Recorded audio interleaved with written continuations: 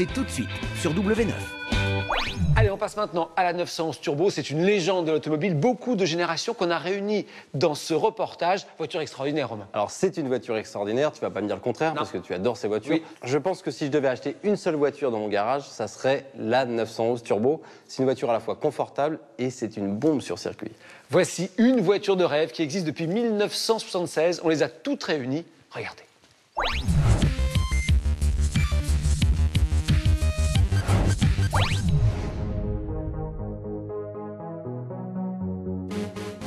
Aujourd'hui, grand moment dans Fast Club, hein, Nicolas, puisque nous sommes de retour au château de Villers-le-Mahieu pour réunir des voitures exceptionnelles, toutes les 911 Turbo. Vous allez voir quelque chose d'absolument incroyable. Et surtout, elles sont nées en même temps, hein, le milieu des années 70, et elles continuent, et elles ont évolué beaucoup. Et à la fois, il y a les racines sont les mêmes.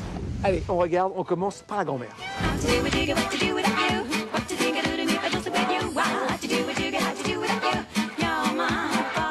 Lorsque cette voiture sort, Nicolas, la Porsche 911, elle a déjà 12 ans, 13 ans, elle est très connue, mais la Turbo, elle révolutionne parce qu'elle est totalement bodybuildée. On le voit avec des détails incroyables. Oui, le magnifique aileron pelle à tarte, alors qu'il y a eu du succès, mais qui n'était pas forcément du C'est pas très fin. C'est pas du meilleur goût. Voilà, mais il y a une raison technique, hein, c'est qu'il y a un énorme radiateur à l'intérieur. C'est pas pour faire joli, hein, c'est parce qu'il y a une vraie raison technique. Il faut refroidir le moteur turbo. Les ailes ultra larges, ça c'est génial. Le train arrière est beaucoup plus large pour faire passer la puissance, évidemment. Cette voiture-là fait 300 chevaux. À l'époque, une 911 faisait 230 chevaux et même un peu moins. Donc c'est énorme. Et je peux vous dire qu'à grande vitesse, à l'époque, on roulait quand même assez vite, surtout qu'en Allemagne, on continue à rouler très vite. Eh bien, c'est pas une voiture très stable. Il faut faire attention. Regardez l'intérieur, vintage. Bon, alors on prévient tout de suite les puristes, hein. Le volant est pas d'origine, le tour de compteur est pas d'origine, mais sinon, c'est bon. Mais alors, de toute façon, ce qui ne change absolument pas par rapport à une Porsche Carrera normale, de toute façon, c'est vraiment tout de même l'intérieur. Effectivement, il y a un meilleur équipement, mais c'est exactement la même chose. Les 5 compteurs. La seule chose qui diffère, c'est juste le petit manomètre qui est sous les yeux. Absolument. Dans le contour. Pour voir la pression du turbo. Exactement. Et ça changeait tout.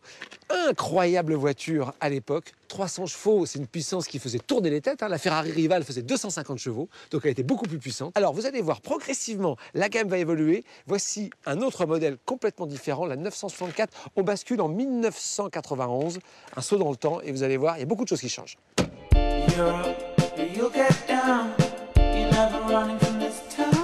Nico, 16 ans après la sortie de celle-là, ils sortent celle-là, mais on voit qu'à l'époque, Porsche n'est pas en super santé financière parce qu'il y a beaucoup de changements, mais à la fois, on garde la même auto. Effectivement, c'est quasiment la même, sauf pour l'échappement, puisque dans l'ancienne, il n'y avait qu'un seul échappement sur la gauche, bon, une double sortie, et là, c'est un peu plus sympa, on a les deux doubles sorties à l'arrière, on a passé un cap finalement. Il y a plus de chevaux, il y a un peu plus de tenue de route, il y a l'ABS, donc il y a quand même des choses qui ont évolué. Enfin, en 15 ans quand même, heureusement, hein. On va à l'intérieur, vous allez voir. On a l'habitude, on connaît. Alors, ça n'est pas la même séquence que tout à l'heure, hein. C'est bien une nouvelle voiture. En 16 ans, mis à part le double airbag, c'est quoi la différence? Alors, très franchement, le double airbag, on voit bien qu'ils n'avaient pas l'habitude à l'époque parce qu'il est vraiment super mal intégré. Oui, il est moche. Très franchement, la seule différence, l'unique différence, c'est la console centrale Voilà, avec le petit boîte de levier. vitesse. C'est la seule différence. Voiture un peu plus facile à conduire, mais enfin, regardez, la prochaine, en revanche, ça commence à changer beaucoup plus.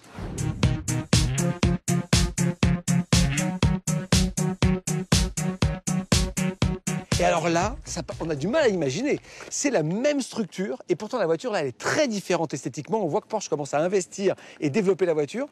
Ils ont le même habitacle, le même pare-brise, les mêmes portes, mais en fait, regardez, on a du mal à les reconnaître. C'est une révolution. Les feux sont un petit peu plus biseautés. Et puis alors à l'arrière, alors là, on continue à avoir les hanches larges. Ça, c'est la vraie signature du 911. Hein. Les amoureux de 911 Turbo, ils veulent qu'il y ait les roues qui dépassent. Voilà, des galbes incroyables. Attention, hein, on avait 300 chevaux sur la première, 320 chevaux sur la deuxième 15 ans plus tard. Là, ça monte. Ils ont besoin de vendre. Hein. 408 chevaux. Ça y est, là, on passe à autre chose. Du coup, ça commence à faire beaucoup de chevaux. Et là, il y a une révolution au niveau des transmissions. 4 roues motrices. 4 motrices. Alors, le cœur de certains puristes saigne en disant « Ah non, pas une 911 4 motrices ». Et en fait, ça va marcher. Hein. C'est plutôt pas mal, on peut partir skier. Exactement. Carton commercial pour cette voiture. Énorme performance. On commence à frôler les 300. On n'y arrive pas encore, 300 en pointe. À l'intérieur, bon ben, forcément, comme c'est le même habitacle, on ne change pas grand-chose. Venez voir.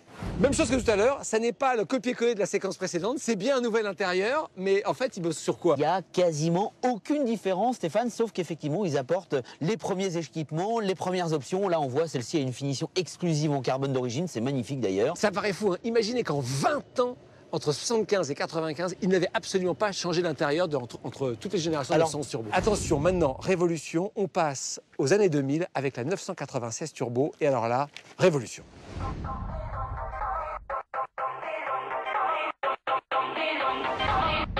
Les puristes ne se sont toujours pas remis et pourtant il fallait bien que Porsche évolue. Alors là, tout nouveau, voiture plus grosse, plus large, plus longue, un habitacle complètement changé, c'est une toute nouvelle voiture. Et au début, il y avait quand même beaucoup de gens qui regrettaient les anciennes. Maintenant, il faut imaginer 420 chevaux, de la place, la fiabilité, beaucoup moins chère à entretenir que les autres. Il y a quand même des arguments. Et puis alors, on va aller à l'intérieur, vous allez voir, hein, c'est autre chose. Il y en a qui pleurent encore, mais franchement, une fois qu'on est dedans, on est bien. Il y a pour moi qu'un seul mot qui puisse résumer cette voiture, c'est efficacité. Regardez. Alors là, Nico, on change complètement. On est dans le luxe absolu. Et puis, ça y est, c'est des codes qui ont un peu démodé aussi par moment. Mais aujourd'hui, parce que ça a quand même 10 ans, mais c'est quand même un bel intérieur. Regarde, je m'amuse. Ça faisait 20 ans qu'on avait envie de s'amuser avec des sièges électriques à mémoire. Là, je peux absolument tout Et faire. t'as de la place. Exactement, il y a de la place, l'habitabilité est transformée, c'est une révolution. Enfin, une excellente position de conduire, tout est vraiment intuitif, l'intérieur c'est parfait. À rouler, c'est extraordinaire. Par contre, c'est vrai, ça a perdu un peu de son identité. Physiquement à l'extérieur, c'est flagrant et également un peu à l'intérieur. Allez, on passe à la suivante. Ceux qui ne supportaient pas ce regard-là, moi j'aimais bien personnellement, mais c'est vrai qu'il y en avait plein qui l'aimaient pas, et bien seront consolés avec la nouvelle, la toute dernière. Celle-là, elle est encore au catalogue, la Porsche 997 Turbo, bientôt à la retraite, mais pas encore. Et alors là, on est tout simplement avec l'une des meilleures voitures du monde. C'est la première Porsche à avoir des LED de jour, mais c'est vrai qu'on retrouve là une voiture extrêmement bestiale, beaucoup plus radicale, exceptionnelle. Effectivement, c'est toujours aussi efficace, c'est toujours aussi rigoureux. On sait que technologiquement parlant, techniquement parlant, ils sont vraiment à la pointe. Allez, regardez, à l'intérieur, ça c'est vrai qu'on passe à autre chose. Là, pour moi, c'est la réussite totale. J'adore l'intérieur de cette voiture qui marie la tradition des anciennes avec la modernité extraordinaire. Puis alors, cet intérieur, mix carbone, cuir, je trouve ça sublime. 480 chevaux, là ça rigole plus. Imaginez qu'elle a démarré à 300 en 1975. C'est monté, c'est monté, c'est monté. On peut se rendre compte en fait au fur et à mesure des générations que effectivement l'habitabilité s'est améliorée, les performances se sont améliorées. Bon allez Nicolas, on prend la route. Une fois n'est pas coutume, c'est toi qui vas prendre la vieillerie et moi qui vais en prendre la petite jeune. C'est avec plaisir que je prends la vieillerie. Combien ça fait de chevaux? On va essayer de calculer. On va vous l'afficher là, comme le nombre de chevaux qui prennent la route. C'est parti.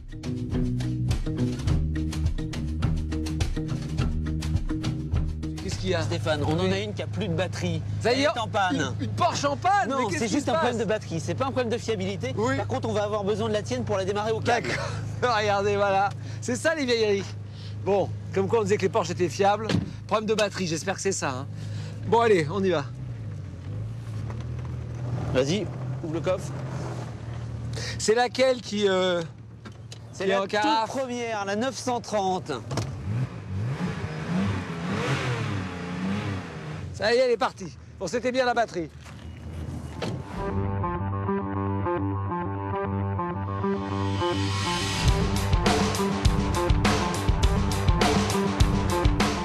J'ai de la place.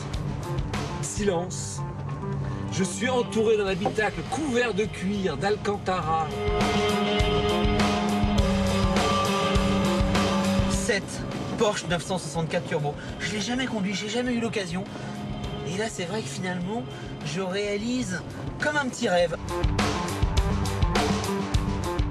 Regardez, toutes ces 911 noirs alignés, ça a quand même de l'allure. Hein. Ah voilà, il est parti. Ah, elle est belle quand même, celle de Nico. Hein. Ah, j'adore. Hein. Il y a des mecs qui sont arrêtés en voiture, qui sont garés au bord de la route et qui nous voient avec les 5 voitures noires à la rouler. Ça doit être assez drôle, assez sympa à voir. Moi, j'ai toujours aimé regarder l'arrière large comme ça d'une 911. C'est quand même quelque chose. Avec l'aileron turbo marqué derrière, c'est quand même quelque chose.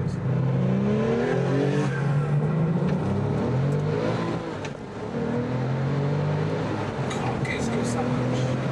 Il y a une sorte de petit temps de réponse. Au moment, ça part pas et brutalement, ouah, vous êtes poussé, c'est complètement incroyable. C'est presque physiquement éprouvant. Vraiment, ce qui caractérisait les Porsche 911 Turbo à l'époque, c'était, on appelait ça le coup de pied au cul. Quand on appuyait sur le champignon, c'était une des rares voitures du marché à envoyer au conducteur ou aux passagers une telle poussée qu'on était scotché au siège.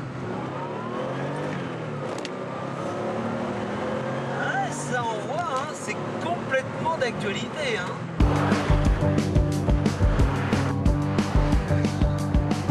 Bon, alors je suis en train de me battre avec la clim depuis 5 minutes. En fait, il fait vraiment beaucoup trop chaud dans l'habitacle.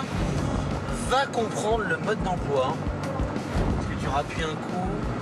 Non. Et ben voilà, le bouton, il est dans la main.